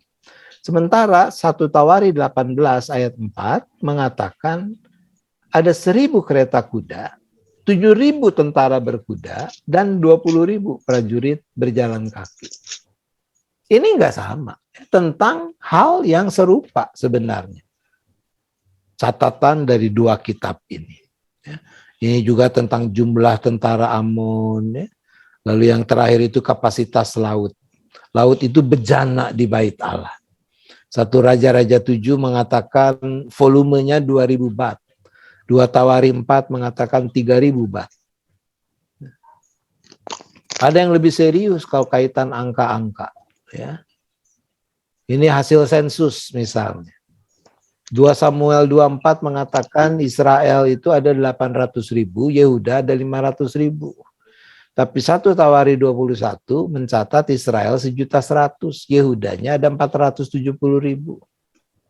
Ini kan urusannya nih sama ini ya, apa itu komisi pemilu tuh ya. Karena jumlah pemilih yang berbeda nih. Nah kalau ini urusannya sama KPK nih, ongkos mengirik. 2 Samuel 24 bilang 50 sikal. Tapi 1 Tawari 21 mengatakan 500 sikal. Nah sekali lagi buat kita it's okay. Bahwa ada perbedaan, ada kekeliruan-kekeliruan seperti itu tidak menggoyahkan iman kami tentang kebenaran firman Tuhan. Sebab yang penting kan bukan jadinya 700 prajurit atau 7.000 prajurit. Enggak penting kan buat kita. Yang kita lihat adalah bagaimana penyertaan Tuhan atas sosok Daud. Itu yang paling penting. Nah, ini ada beberapa gereja yang memang punya keyakinan berbeda dengan kita. Itu kalau dilihat itu memang cenderung menganut doktrin ineransi. Ini juga saya kutip dari situs resmi gereja tersebut dalam hal pengakuan imannya. Jadi tentang Alkitab, GRI mengatakan kami percaya bahwa Alkitab Perjanjian Lama dan Perjanjian Baru adalah penyataan Allah yang sempurna yang diilhamkan Roh Kudus kepada para penulisnya dan karena itu adalah benar tanpa salah dalam naskah aslinya. Oke. Berarti ini agak soft sedikit dengan mengatakan dalam naskah aslinya. Kalau sudah geser sampai sekarang secara tidak langsung diakui bahwa oke, boleh jadi ada kesalahan.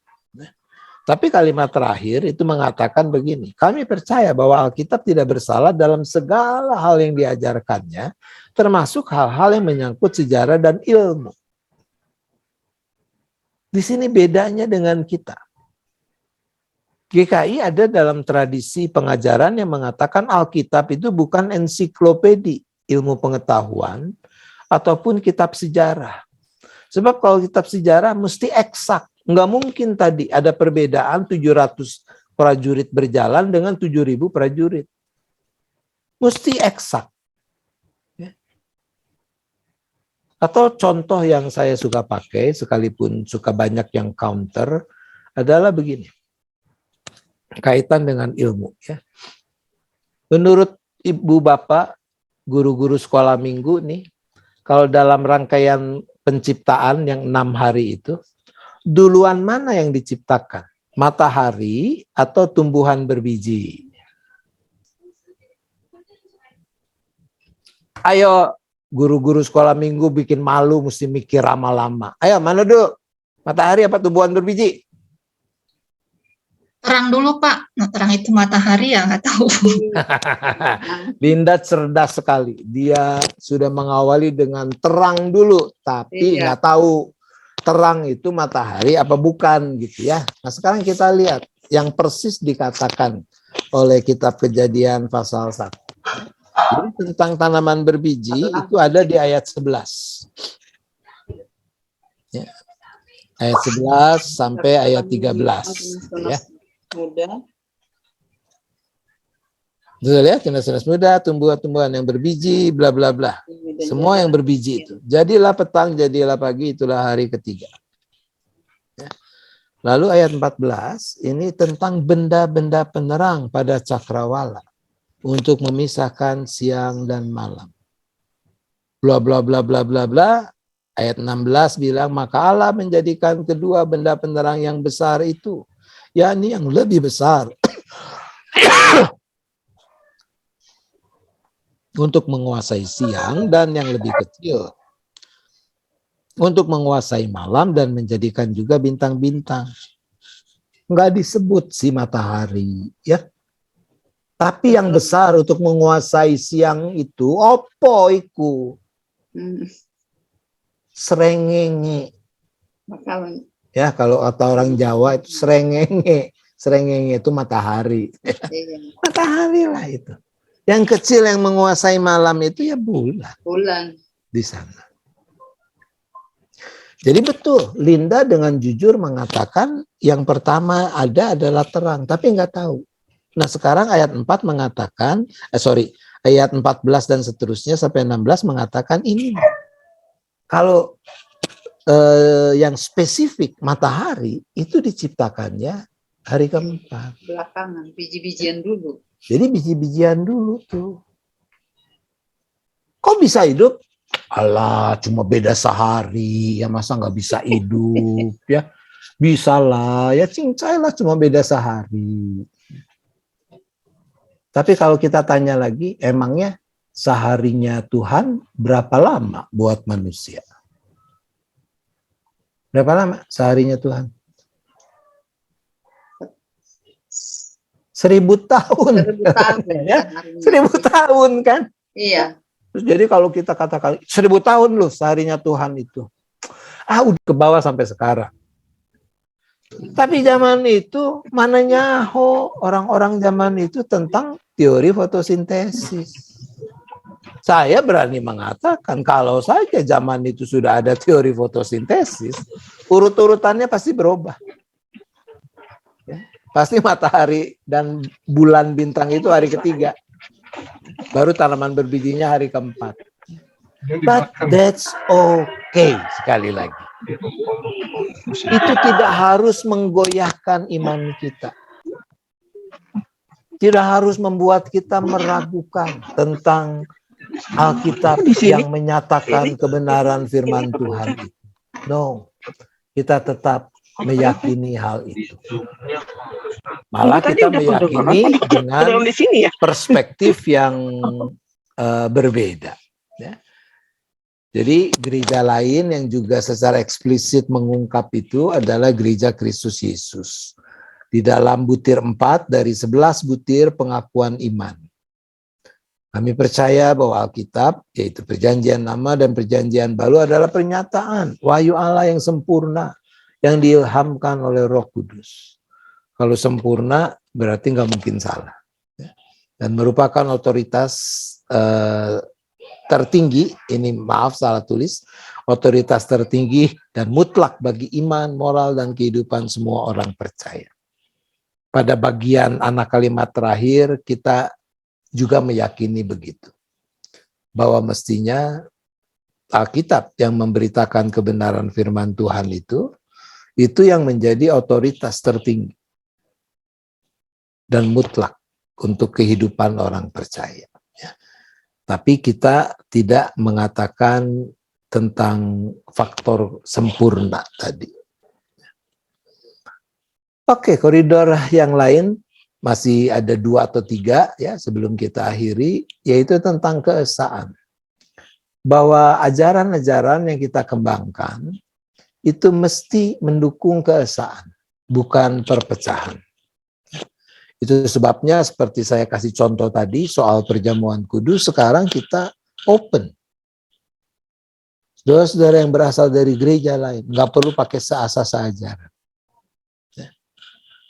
Nah, ini bisa menjadi perdebatan, tapi saya kasih bocoran sedikit. Ya, saya kan kebetulan juga ketua Komisi Tata Gereja GKI ini. Kami sedang finishing draft amandemen Tata Gereja Tata Laksana. Jadi dalam draft itu larangan buat orang yang digembalakan khusus untuk ikut perjamuan kami tiadakan. Loh, kok gimana sih? Iyalah, pergumulan kami sederhana. Perjamuan itu kan anugerah Tuhan. Tanda dan meterai yang diberikan oleh Tuhan. Sekarang ada orang nih digembalakan khusus. Justru kita larang, nggak boleh ikut perjamuan kudus. Terus kapan tobatnya? Maka kami membalik pola pikir itu. Siapa tahu, justru ketika diundang untuk ikut ambil bagian dalam perjamuan, orang-orang ini justru akan terbuka hatinya. Mau datang kepada Tuhan, mau menjalani pertobatan. Nah itu bagaimana cara kita untuk mempertahankan kesatuan, bukannya perpecahan. Baik untuk ruang lingkup jemaat, tapi juga ruang-ruang lingkup yang lebih luas. Kita mengakui keragaman yang ada tanpa kehilangan prinsip tentang apa yang kita sendiri yakin. Berbeda buat kita bukan masalah. Berbeda bukan berarti kita harus bermusuhan. Maka koridor yang berikutnya adalah terbuka dan berpendirian. Kita terbuka kok. Ya kalau ada hal-hal yang baru, hal-hal yang baik yang bisa kita juga pelajari, kita ikut kembangkan dari apa yang dilakukan oleh gereja-gereja yang lain, kenapa tidak? Tapi kita punya pendirian. Ada prinsip yang tetap kita pertahankan. Tadi siang misalnya dalam persiapan guru sekolah minggu, kalau teman-teman ingat ada pertanyaan lah ya dari teman kita Linda soal PI. Boleh ya kalau GKI Gading Indah bikin kegiatan PI ke daerah tertentu? Boleh. Tapi harus ada dasar pertanggungjawaban yang jelas. Bukan sekedar ikut-ikutan karena gereja lain juga ada PI. Masa kita nggak pergi bikin PI? Dalam artian tadi, pekabaran Injil secara verbal. Keterbukaan kita tentang nyanyian. Kalau teman-teman ngeh, ya, kita baru menggunakan selain sekolah minggu. Ya. Tapi misalnya untuk persekutuan wilayah, persekutuan dewasa, persekutuan lansia, kita baru membuka diri untuk memakai juga lagu-lagu non-KJ, PKJ, NKB, itu baru beberapa tahun terakhir. Ya. Saya menunjukkan dalam tata gereja kita dimungkinkan kok.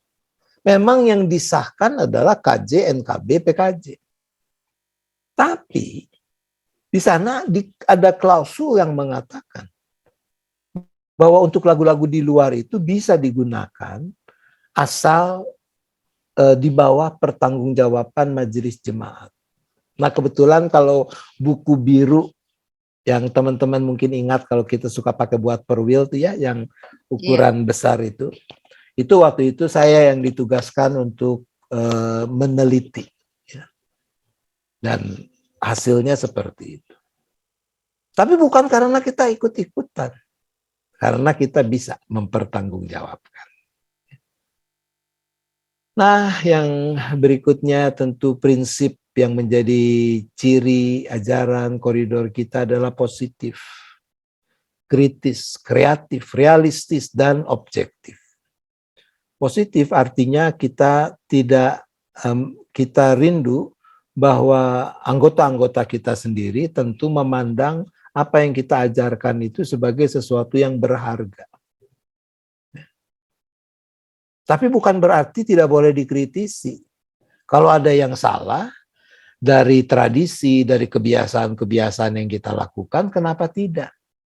Tidak langsung terkait dengan ajaran, ya, tapi misalnya begini. Dari dulu itu kan kalau warta tentang kebaktian kita, kebaktian umum pertama itu pukul 06.30, ya. Kebaktian kedua yang di aula itu pukul 9. Lalu suatu saat ada anggota bertanya kepada saya, Pak Roni, sebetulnya nih ya kalau di warta disebutkan bahwa kebaktian itu dimulai pukul 9, mulainya kebaktian itu apa? Doa konsistorika, baca wartaka, atau apa? Nah saat itu selama bertahun-tahun itu yang terjadi adalah begitu teng pukul 9, baru doa konsistori. Lalu penatua yang tugas baca warta maju baca warta. Sehingga akhirnya kebaktiannya sendiri baru mulai mungkin 9:10 gitu ya kalau wartanya banyak. Pertanyaan itu menggugat. Membuat juga saya dan lalu saya ajak teman-teman anggota majelis jemaat untuk berpikir. Sebetulnya tengnya mulainya kebaktian itu yang mana? Jadi kalau diwartakan pukul 9 ya itu udah mesti itu. Lalu kita teliti dari liturgi dan kita melihat mestinya adalah panggilan beribadah. Prosesi itu menandai kebaktian mulai itu. Jadi doa konsistori, warta sudah harus selesai sebelumnya. Maka kita mulai berubah, kita mulai mengubah. Ya. Nah itu contoh sederhana bagaimana kita kritis. Dengan apa yang selama ini taken for granted kita anggap sebagai sesuatu yang benar.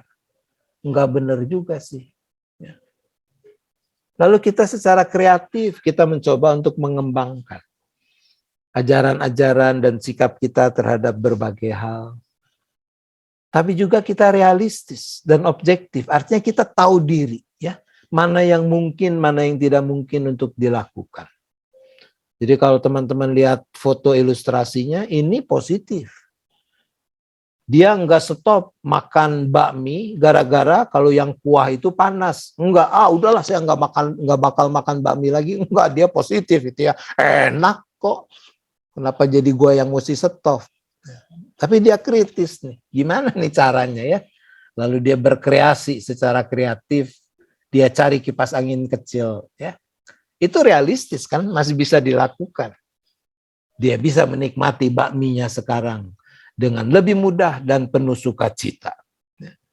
Atau yang satu ini ya, perempuan ini. Orang di Jepang itu kadang harus tertidur di subway train, kereta-kereta bawatan. Nah, supaya nggak jatuh, dia pasang di topinya itu sedotan WC. Ditancepin ke jendela dan amanlah dia.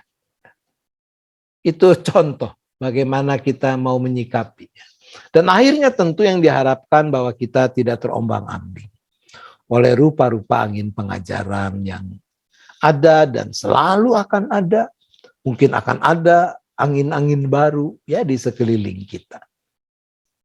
Nah itu beberapa hal yang saya bisa sharingkan. Ya, saya kembalikan dulu kepada David untuk mengatur percakapan kita. Nah, kakak-kakak sekalian, ya ini sudah banyak yang kita dengar dari Pak Roni. Nah, memang waktunya tidak banyak, tapi saya ingin memberikan kesempatan buat kakak-kakak yang mau bertanya, begitu. Nah, mau langsung dibuka aja, silakan. Nah ini, boleh Pak langsung Yo ya, Pak Yohanes ya. Ya, Ya, langsung aja Pak Yo. langsung ya. Selamat. Ya, terima kasih Pak Roni dan teman-teman. Pak Roni, saya mau kasih komen yang soal Pak Roni kasih ilustrasi Pak Stira yang misalnya ambil apa ya tadi teori evolusi. Teori evolusi, terus bisa kasih alasan-alasan yang kuat. Asal teori itu tidak dibawa di mimbar, begitu ya. Tadi kalau nggak salah saya tangkap. Betul. Begini Pak, kalau yang saya lihat itu teori evolusi itu kan bertentangan dengan teori penciptaan dari Alkitab ya. Nah, sementara kalau sudah dia meyakini sesuatu yang satu, pasti akan mempengaruhi dengan keyakinan satunya ya. Terus dia dibawa ke mimbar, berarti yang disampaikan itu kan sesuatu yang hanya pengetahuan yang dia tidak sendiri menghidupinya, begitu ya Pak. Kami sebagai guru-guru sekolah minggu itu kan sebetulnya kan harusnya waktu kita mengajar sekolah minggu itu kan juga harus membawa ke ke suatu pengertian yang kita hidupi juga gitu ya Pak ya. Jadi jangan sampai maksudnya kita itu sebenarnya nggak yakin ini misalnya Yesus itu juru selamat satu-satunya, tapi kita hanya sebagai pengetahuan terus menyampaikan misalnya di sekolah minggu. Apa itu nggak sesuatu yang sebetulnya jadi apa ya? Kita ini jadi ngajar sekolah minggu jadi cuman sesuatu yang kita sendiri nggak yakin sebetulnya. Yang saya tangkap begitu, betul nggak sih Pak? Oke ya, jadi saya luruskan dulu ya. Jadi contoh tadi memang itu sebuah contoh ya, tentu tidak harus urusannya kaitan dengan teori evolusi. Tapi yang mau saya katakan bahwa di GKI kita memang membedakan ranah ajaran gereja dengan ranah teologi sebagai ilmu. Ya. Dari aspek teologi sebagai ilmu, saya malah tadi bilang setiap kita pun punya teologi kita sendiri-sendiri. Dan di sana sini mungkin nggak persis sama. It's okay.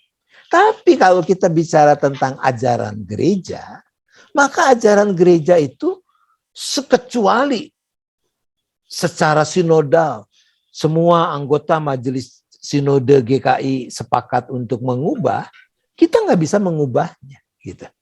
Ya, termasuk tadi yang sangat basic, karena itu saya di awal menyebutkan pokok ajaran reformasi tentang keselamatan.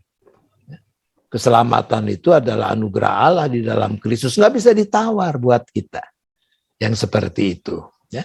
Tapi juga saya menunjukkan bahwa di GKI ini kita nggak pakai fatwa-fatwa yang melarang anggota untuk ikut persekutuan A, ikut persekutuan B, ke gereja A, ke gereja B, silakan. Gitu. Maka kalau dia ikut ke sono itu kan dia akan melakukan juga olah teologi. It's okay, itu hakmu. Gitu. Tapi jangan terus masuk lagi ke GKI dan mengatakan yang di GKI ini salah. Yang benar nih yang baru gua dapet nih. Enggak dong, jangan begitu gitu. Ya, itu maksud saya. Jadi kalau orang sudah memang lebih menggemari warna teologi tertentu yang berbeda dengan ajaran GKI, sekali lagi saya sih enteng aja mengatakannya silakan. Atestasi aja. Ya, pindah saja. Kalau udah nggak betah di rumah sendiri, kira-kira begitu. Ya. Jadi saya kira yang dikatakan oleh Yo itu sangat jelas dan itu harus selalu kita hayati. Bahwa kalau teman-teman sebagai guru sekolah minggu tidak meyakini apa yang diajarkan, maka itu sama kalau pinjam istilah Paulus seperti canang yang gemerincing yang tidak ada artinya apa-apa. Ya. Jadi kalau dikatakan firman Tuhan itu pedang yang bermata dua, maka mata yang pertama-tama tentu harus mengena kepada diri kita dulu sendiri. Terima kasih Pak. By the way, selamat ulang tahun beberapa hari yang lalu ya. Terima kasih. Bapak udah WA, terima kasih Pak. Nani, yuk silakan. Ya Pak Roni, saya mau menanyakan mengenai rangkaian minggu Prapaskah. Jadi setahu saya, karena saya dari GKI itu kan udah dari orok lah gitu ya. Tapi saya melihat yang namanya rangkaian Paskah dari Rabu Abu, Kamis Putih, Sabtu Sunyi dan sebagainya itu kalau nggak salah belum ya let's say 20 tahun ke sini ya Pak ya, atau 15 tahun ke Ya. sini gitu ya. Nah, atas pertimbangan apa ya Pak, GKI itu akhirnya apa namanya memasuki gitu ya, itu menjadi bagian dari rangkaian Prapaskah. Terima kasih Pak Roni. Oke, ya jadi memang ada sebagian orang menganggap dengan Rabu-Abu dan seterusnya itu GKI ini kok jadi makin Katolik sih, ya? Iya. Kira-kira Iya, kan simpelnya seperti itu. Ya. iya Pak, persis jadinya. Jadi kalau teman-teman memperhatikan lembar-lembar dalam pembinaan di Warta berkenaan dengan topik-topik itu, kami sih, saya dan rekan-rekan sudah mencoba ya untuk bisa memberikan penjelasan. Tapi yang harus kita garis bawahi, kita nih nggak ikut-ikutan Katolik, bukan ikut-ikutan Katolik. Ya. Jadi tadi saya katakan prinsip kita, koridor kita adalah bagaimana sebagai gereja yang diperbarui, kita mau terus-menerus membarui diri kita. Jadi dulu kalau teman-teman ingat, nggak ada Minggu Prapaskah, adanya Minggu Sengsara. Ada berapa minggu Sengsara? 7 Minggu Sengsara. Ya. Itu puluhan tahun kita lakukan. Lalu muncul nih ahli-ahli teolog-teolog yang memang menguasai belajar tentang liturgi. Ada Dr. Rasid Rahman, ada Dr. Yuswantori, ya, ada Pendeta Rewa, beberapa yang lain. Lalu dalam tugas yang diberikan kepada mereka terkait dengan liturgi, mereka mempelajari dan menemukan. Rupanya GKI ini ada yang miss nih. Terutama dalam penghayatan tadi, minggu-minggu penderitaan yang mestinya itu Minggu Prapaskah. Sebab yang disebut Minggu Penderitaan itu hanya Minggu Palem, minggu terakhir. Lalu dipelajarilah tradisi yang dirawat oleh gereja-gereja ekumenis. Bukan Katolik, gereja ekumenis. Lutheran, gereja-gereja Calvinis di berbagai negara dan seterusnya. Lalu ditemukan bahwa sebetulnya tradisi yang benar itu mengawali rangkaian Minggu Prapaskah itu dengan Rabu-Abu. Nah, dari sana kita memang melakukan penyesuaian. Saya tahu bahwa tidak gampang. Artinya tidak semua orang merasa convenience nih ya dengan urusan itu. Sampai sekarang masih ada kok orang yang seumur hidup, sekalipun tadi udah belasan tahun kita praktekkan ya, sampai sekarang belum pernah mau ikut Rabu-Abu. Ya, ngapain jidat dicontreng-contreng? Ya, sederhananya kan begitu. Ya. It's okay. Ya. Tapi yang mau saya tegaskan, kita bukan ngikut-ngikut tradisi Katolik. Itu tradisi gereja-gereja ekumenis yang sudah lama berakar sebetulnya. Gitu ya Nan ya? Ya, makasih Pak Roni. Oke. Davidnya kepental lagi nih. Masuk Oh, ada. udah. Ya, ini tadi kepental lagi, Pak. Ada lagi, kakak-kakak? Kalau enggak, kita bisa tutup dalam doa ya. Enggak ada? Ya. Boleh minta tolong Pak Roni untuk menutup dalam doa. Oke, mari teman-teman kita kembali berdoa. Terima kasih Bapak untuk penyertaan-Mu dalam kesempatan pembinaan sore sampai petang hari ini. Kami belajar untuk memahami prinsip-prinsip yang dikembangkan, yang diberlakukan oleh Gereja Kristen Indonesia dalam mengembangkan ajaran-ajarannya. Dan biarlah kami khususnya sebagai kawan-kawan sekerja Allah yang melayani selaku guru-guru sekolah minggu, pelayan-pelayan dalam kebaktian anak, kami boleh memiliki pemahaman yang benar tentang ajaran-ajaran yang ada berangkat dari apa yang memang sepatutnya kami hayati sebagai ajaran di gereja di mana kami menjadi bagiannya, yaitu GKI. Kami sadar tanggung jawab yang Tuhan percayakan begitu besar, sampai-sampai Yesus mengatakan kalau ada yang menyesatkan salah seorang dari anak seperti ini, lebih baik lehernya digantungkan batu kilangan dan dibuang ke laut. Begitu pentingnya pengajaran yang harus disampaikan pada kelompok anak-anak ini. Tuhan tambahkan terus hikmat kepada kami. Tuhan berikan kerajinan, ketekunan yang membuat kami juga mau tidak berhenti dengan apa yang sudah kami mengerti sekarang, tapi kami mau terus belajar, terus makin bertumbuh di dalam pengenalan akan Kristus, sehingga kami juga boleh makin berakar, berbuah untuk kemuliaan nama Tuhan. Hamba menyerahkan satu persatu anak-anakmu yang ambil bagian di dalam persiapan saat ini, seisi keluarga mereka masing-masing.